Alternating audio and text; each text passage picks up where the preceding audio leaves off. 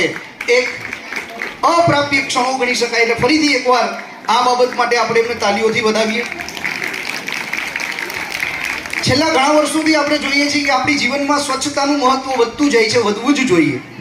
કદાચ પહેલા એ બાબતની અવગણના હતી અથવા તો એના માટેની અવેરનેસ ઓછી હતી.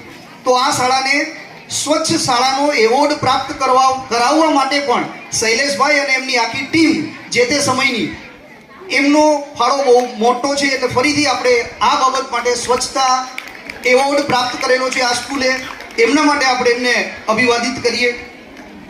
તાલુકાની શ્રેષ્ઠ એસએમસી નો એવોર્ડ પણ એનાયત કરવામાં આવ્યો છે અને આ શાળાને સરકારી પ્રાથમિક શાળા મોટા બારમણને તાલુકાની શ્રેષ્ઠ શાળાનો એવોર્ડ પણ એક વખત મળેલો હતો. એટલે આપણે તાલીઓ જેટલી પાડીએ એટલી ઓછી છે. અને કદાચ વિદ્યાર્થીઓ હવે તમારી જે આનંદની પ્રવૃત્તિ હતી એ કદાચ પૂરી થઈ ગઈ છે. જોરદાર એનર્જીથી તમે બધા નાચતા હતા.